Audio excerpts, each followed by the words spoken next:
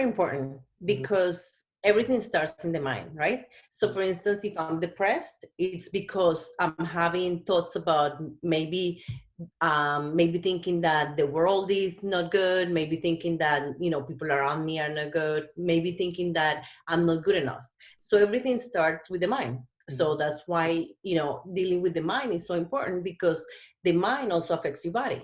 So it comes from the mind, your thinking, then your actions, right? So everything is interconnected. Mm-hmm. We are we are interconnected beings. So it's not just like the body by itself and the mind by itself. No, everything is interconnected. So if I'm having, let's say, feeling down, feeling depressed, that's going to affect my energy levels. That's going to affect maybe what I eat. If I'm depressed, maybe I'm going to be like, oh, I don't really care about eating a salad, something nutritious, but I'm just going to eat junk food, which is Mm-hmm. what most people do. So Mm-hmm. that's why it's very important to, like, if you are feeling stressed, if you're feeling down, to stop for a second and try to think, all right, what am I thinking? Sometimes we don't even realize what thoughts are running through our head, and we just act, right?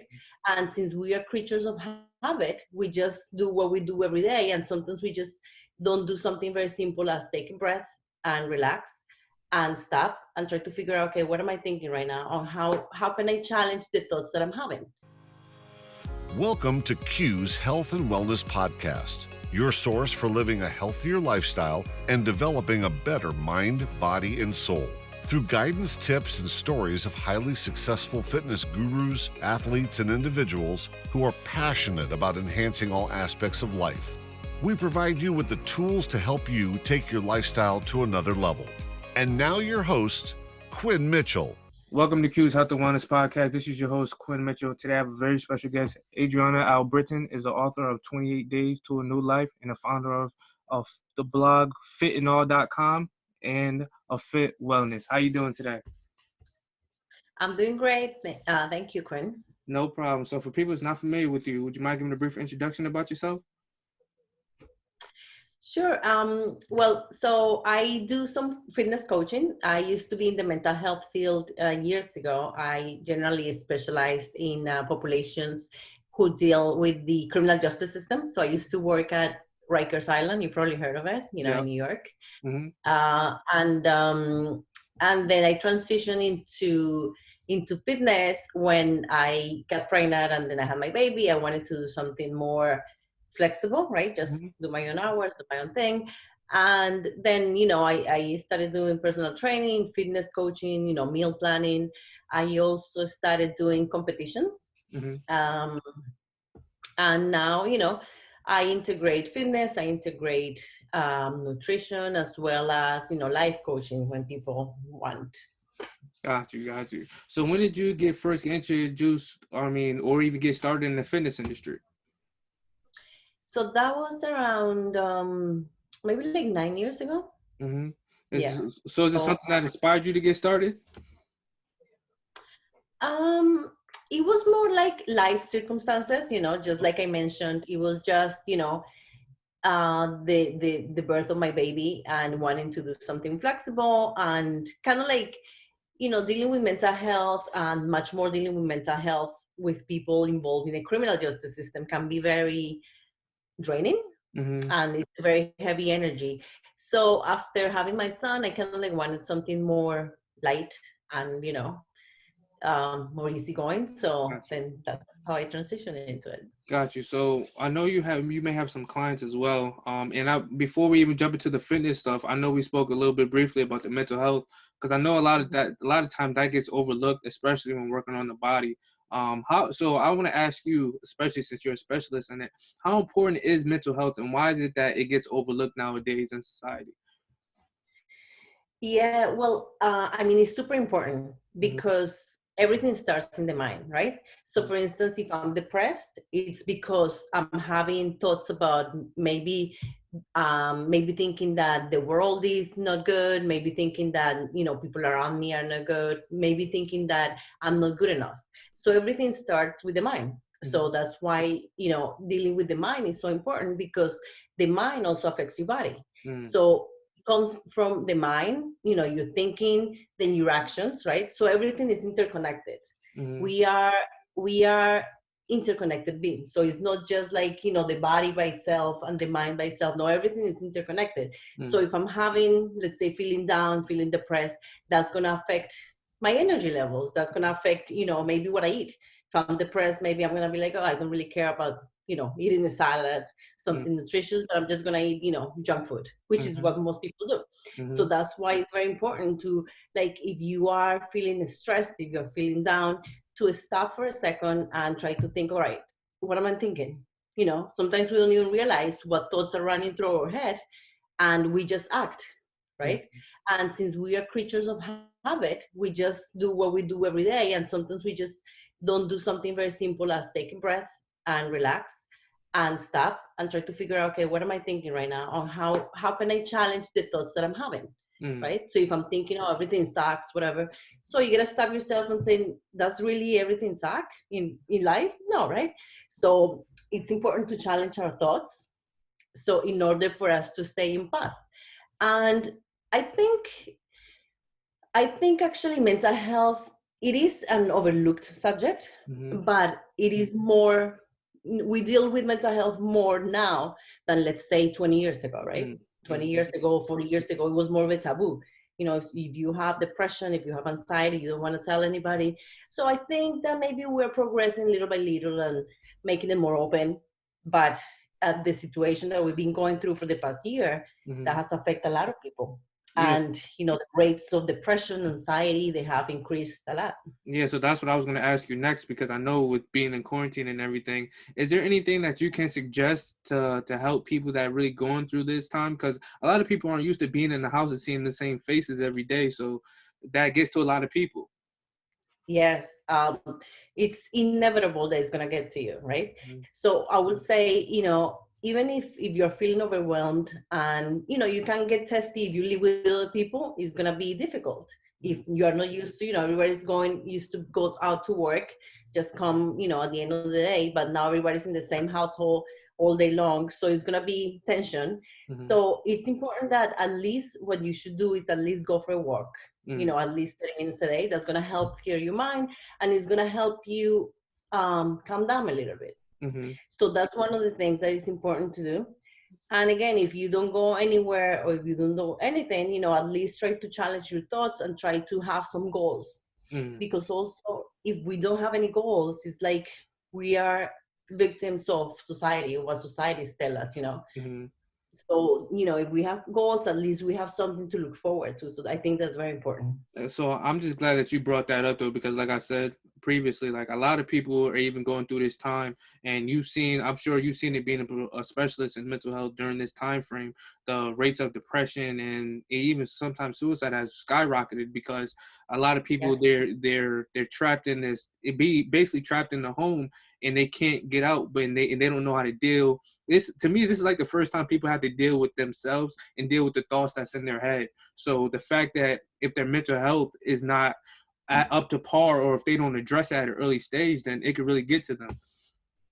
Oh yeah, totally. It's been, really difficult. Also, like, we've seen that the rates of domestic violence increased, the rates of child abuse, the rates of substance abuse. People are drinking more, are using more, because again, if you are not used to dealing with your emotions and then you got nothing to do, then all the act out behaviors come into place.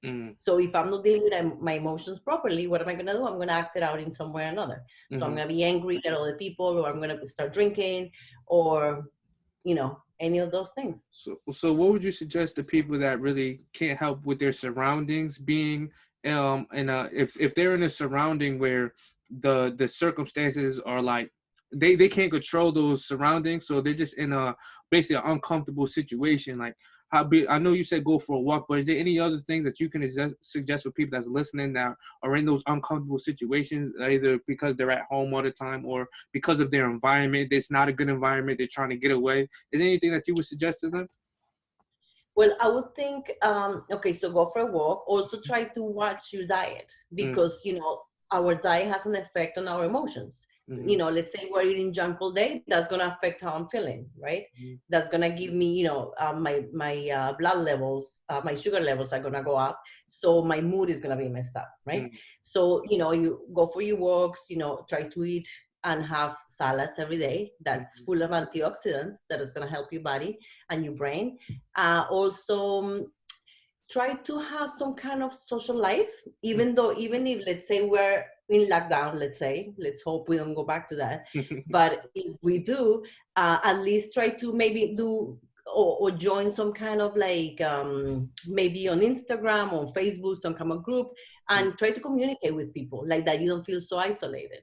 Okay. Or like that, even if you have, you know, let's say if you are dealing with an environment that is stressful with your family members, so then at least you have like an outlet.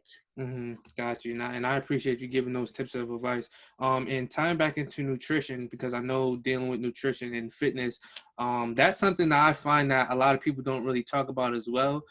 Is the food that you put into your body. And I know you being a fitness trainer, how important really is that? And is there any particular diets or any foods that you suggest for women, especially that's trying to lose weight, for them to take? Yeah. So the food and the nutrition is super important. You can, let's say, work out, you can go to a gym, but if you're eating bad foods, it's very unlikely that you're gonna see any results. You know, and sometimes people do that. They go to a gym or they start working out, but then they don't change the diet. And then they say, oh, well, the workout does, you know, the exercising doesn't work. And, you know, it's not that, because you have to do that in conjunction with changing your diet. So for instance, I tell people that they should be eating salads at least 5 days a week, you know, because antioxidants are going to help you not only to stay healthy, and also this is very important for your immune system. And during these times, you know, we need to keep our immune system working properly in case we get, you know, any kind of virus, any kind of infection or any kind of cold is going to help us. And by the way, I did get the virus last year. And, you know, by taking certain amount of like supplements and eating properly, I was able to, you know, to strengthen my body and strengthen my immune system. So, you know, I didn't really have many symptoms for too long. So that's very important. And also, like, you know, the fact that you're consuming salads and vegetables, I would recommend for people to use organic, because they have less toxins. And that's going to keep people full longer, right? So if I eat something that, you know, like a cookie, okay, I'm gonna get a little bit of a jolt of energy for a little bit, but that's not gonna fill me up. And if it fills me up for a little bit, or if I eat a Mac, a burger, whatever, right? Yeah. So, you know, in a few hours, I'm gonna be hungry, because those foods are not nutrient dense. So when we put foods that have full of nutrients, we have, you know, more energy, longer energy, and then we don't feel hungry all the time. So those are the two things that are important. But also, you also have to incorporate good fats. You know, sometimes people are afraid of fats. You know, they don't eat fats. You gotta eat fats. You know, avocados, salmon, oils. I like also eating butters. You know, like almond butter and stuff like that.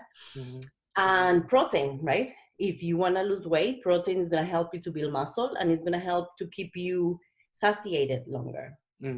So, and it's crazy that you say that when you had the virus and you took the right supplements, that you were able to recover very quickly.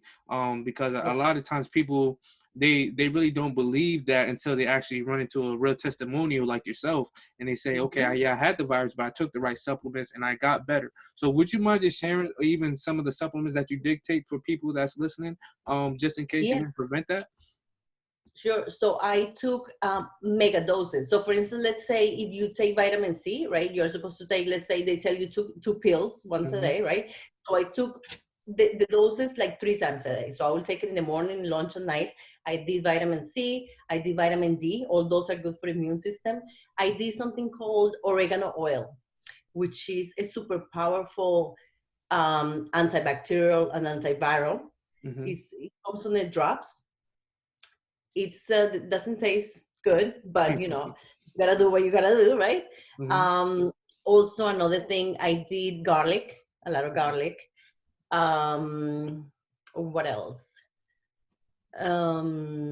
those were the main things that I was doing, like, every day. you know, a lot, Okay. every day, several times a day for a week. Got you. Well, I'm glad to see you fully recovered as well. Yes, thank you. And I know that I seen on your LinkedIn that you have a very physique body when you were professional wise, when you were bodybuilding. So how was that transition for you? Like, was it a hard transition for you to get in that shape, or would you mind just talking about that a little bit? Yeah. So after having my son, I wanted to get in the best shape ever. Mm-hmm. So then I said, okay, I need to go. And then, you know, somebody, you know, at the gym, they told me, oh, you know, you should maybe compete. Mm. So then I was like, oh, then, you know, in the beginning, I was like, oh, I don't know. And then after, kind of like the thought started running through my mind, and I'm like, you know what, I'm going to try it. Mm-hmm. So I got a coach, you know, for competitions and posting and all that stuff. And I worked out, well, by then I was already working out, but then I got into working out like 7 days a week. You know, when you go into a program like that or with a goal like that, you gotta be really focused, right? Mm-hmm. So I was working out 7 days a week, and with my diet was very precise. So, you know, measuring your proteins, measuring your fats, your carbs, all that. Oh, that's awesome. So, and then is there any tips that you would give to women that would just start working out? Because I know even when you had your son, were there any challenges that you faced just trying to get back into that regular routine of working out? Well, by then, but you know, by that time, I was already like into, Back in shape. you know, I had already developed. Yeah, I had developed the love for working out, Gotcha. right? So for me nowadays and back then, Mm-hmm. working out is like a stress relief. Gotcha. So it's the opposite. So if I don't work out, I start to feel, so I need to work out to feel good. So then, one of the tips that I will tell people is have a goal, first of all, because if you don't have a goal, it's very hard to achieve anything when you don't really make a concrete goal, you know, and not just saying, okay, I want to lose weight. No, you got to have a concrete goal. I want to lose 20 pounds.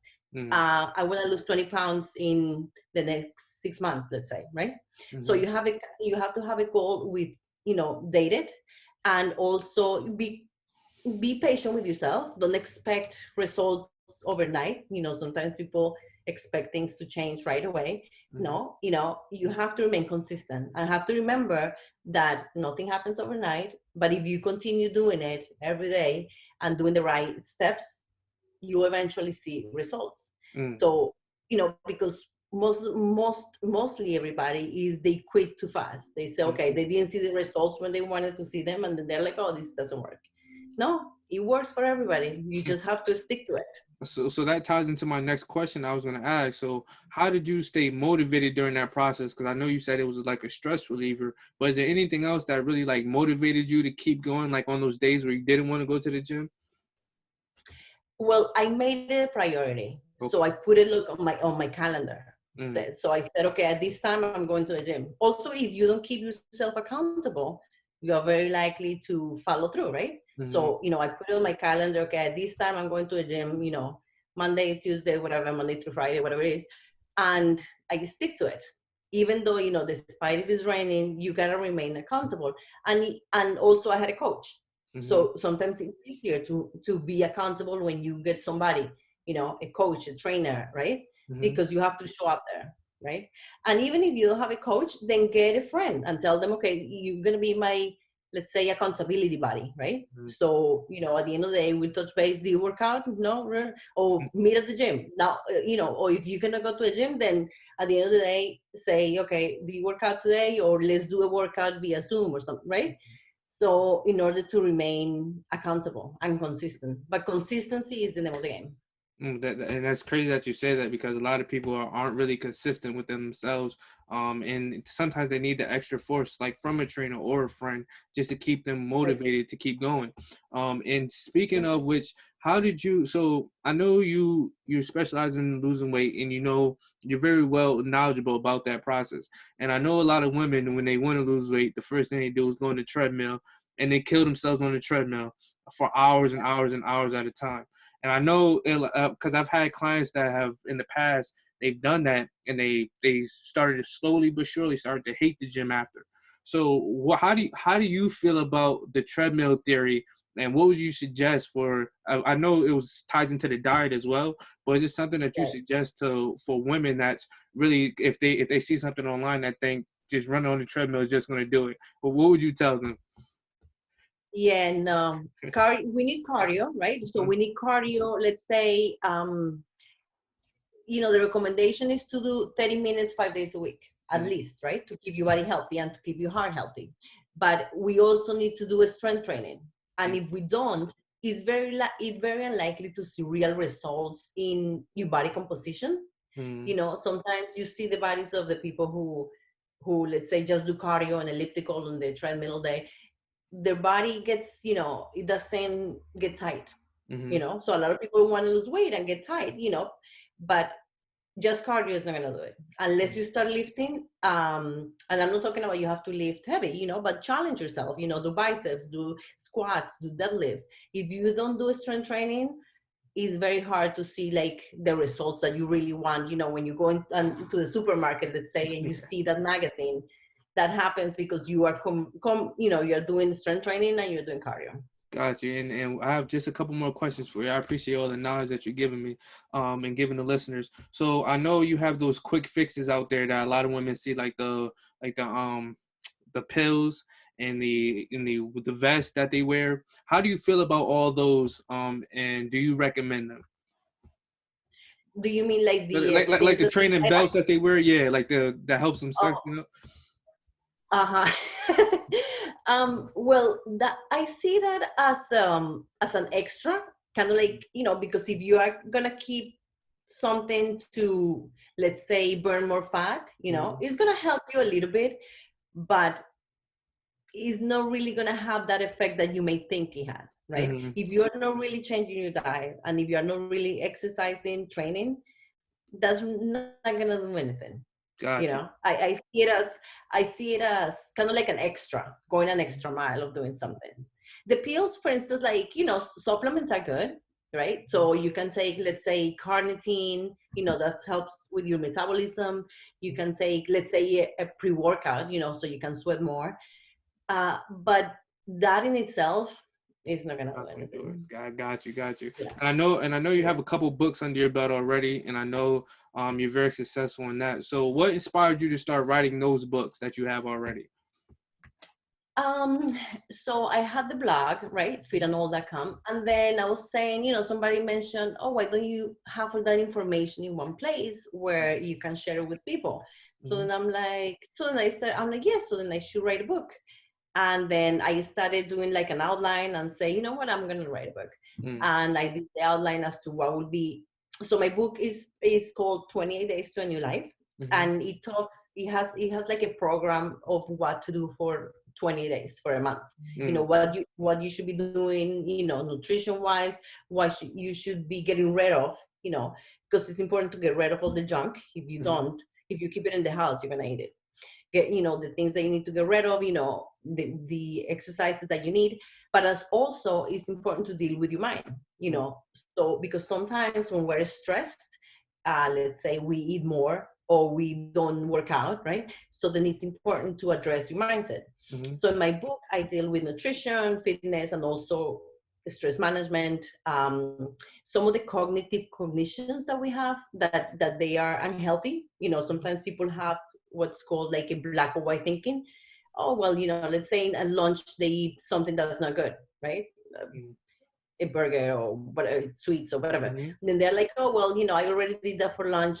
Might as well dinner also go out the window, right? Yeah. So that's some of the things that people do that then they're sabotaging themselves. So it's important to deal with your mindset, with your stress, in order to see real results and to be able to stay consistent. Got you. Now, are there any future projects that you're working on currently that you haven't already released yet? Yes. So I'm working with, in a startup, which is, we're trying to do a digital wellness platform. Wow. Where we're going to have exercise, we're going to have nutrition, we're going to have, therapy, for people who also want to do stress management and all that. And we're going to have a lot of different things to help people stay healthy, but also to help people reverse lifestyle diseases like diabetes, high blood pressure, high cholesterol, because all of those are related to, maybe lack of activity, not exercising enough, and the diet that you have. Gotcha. So, it's important for us to remember that we have control over our health. Many times people say, oh, I have diabetes and that's in my family and that's not going to go away. No. Gotcha. If you change your diet totally, you start exercising, you will see that will go away eventually. Gotcha. And when you do come out with that program, I really hope you do send it over to me, because I love to share it with my followers, Sure. and bring you some more business as well. And before I let you go, I just want you to say to the listeners, what is a typical day like for you, and is there any special routines that you go throughout the day?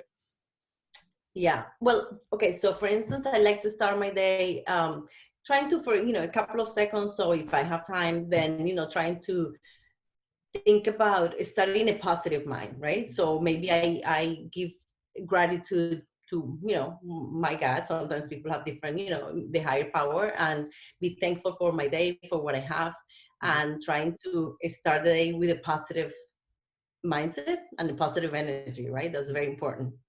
I try to stay away from like negativity, like sometimes people watch the news all day. That's all negative. And what that's going to do is going to affect your mind. It's going to affect your body. It's going to stress you out. So I try to stay away from negative stuff. I try to exercise most days out of the week. And I try to eat, the things that my body needs. I put supplements into my body, my multivitamin. Probiotics are very important. Vitamin C, vitamin D. Those are the essential. And I deal with clients. I deal with writing my blog, sharing with people what's good and what's healthy, exercises, different exercises for different body parts.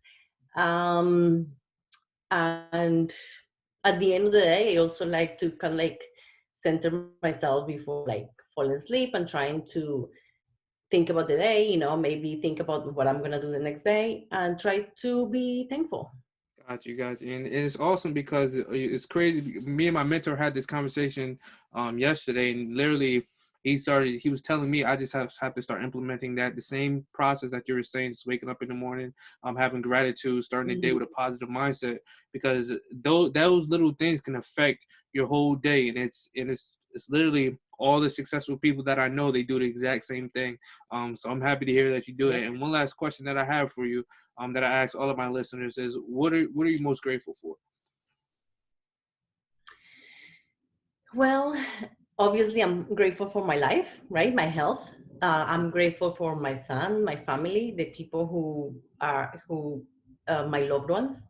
And I'm grateful for being able to have some kind of platform to help people. Got you. And like I said, I appreciate you spending time with me on the call and just giving the information. This was a great time.